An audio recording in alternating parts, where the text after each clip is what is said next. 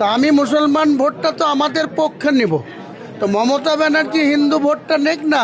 অধীর চৌধুরীকে লোকসভা নির্বাচনে পরাজিত করার জন্য আপনি বেলডাঙ্গায় বলেছিলেন যে হিন্দুদের কেটে গঙ্গায় ফেলে দেওয়া হবে। আপনি বলেছিলেন সেদিন ভুল হয়েছিল।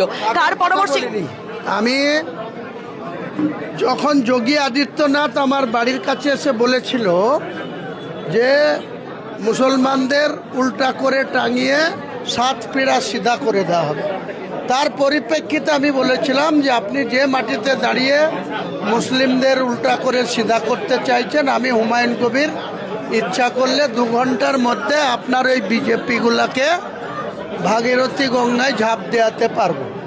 আমি কাটার কথা বলিনি কোনোদিন। তার জন্য পরে যখন দেখেছি যে একটা সম্প্রদায়ের মানুষ আমার কথাতে তিনারা ভুল বুঝেছেন বা ব্যথিত হয়েছেন বা তিনারা দুঃখ পেয়েছেন, তা আমি তো ওপেন আনকন্ডিশন আমি তো ক্ষমা চেয়ে নিয়েছি পাবলিকের কাছে। আপনার জামাই তৃণমূলে গিয়েছেন, সেক্ষেত্রে প্রশ্ন উঠছে যে এরপরে কি আপনি আবার তৃণমূলে ব্যাক করবেন?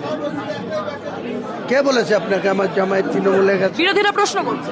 বিরোধীরা প্রশ্ন করলে কি হবে? জামাইকে নিয়ে তাদের কি অবস্থান তা নিয়ে আমি একটি কথাও বলবো না। জামাই তার বাবা মায়ের সন্তান, তার বাবা মায়ের সন্তান হিসেবে তারা কি করবে, তাদের সম্পত্তি রক্ষা করতে গেলে তাদের কি পলিসি হবে সেটা তো আমার বিষয় না। সেটা তারা তো আমার মেয়ে, তাদের পরিবারে বিয়ে দিয়েছি, তারা এখন তাদের পরিবারের সদস্য। কাজে এ নিয়ে আমি কোনো পলিটিক্যাল কোনো কার্তিক মহারাজের নাম আপনার জন্যই প্রকাশ্যে এতটা এসেছে, সেক্ষেত্রে বলা হচ্ছে যে আপনি নাকি সুবিধা করে দিয়েছেন কার্যত। কাকে?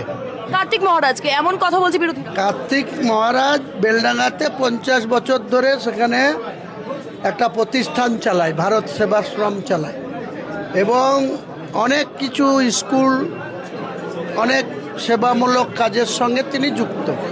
ব্যক্তিগতভাবে কার্তিক মহারাজের সঙ্গে আমার অত্যন্ত মধুর সম্পর্ক আছে, কিন্তু কখনো কখনো তিনি যখন একটা সম্প্রদায়ের হয়ে কথা বলে ওখানে বিশৃঙ্খলাকে মদত দেয় বা সাম্প্রদায়িক সম্প্রীতি নষ্ট করার চেষ্টা করে, আমি তার বিরুদ্ধেও কথা বলতে আমি কিছু পা হই না। ভরতপুর থেকে দাঁড়ালেন না কেন? ভরতপুর থেকে কেন দাঁড়ায়নি আপনারা খুব ভালো করে জানেন।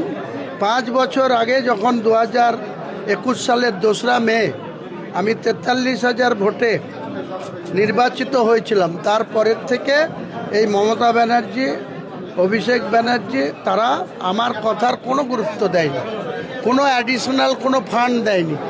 আমি একটা লোহাদা ঘাট বলে একটা নদীর উপরে 35 কোটি টাকা ব্যয়ের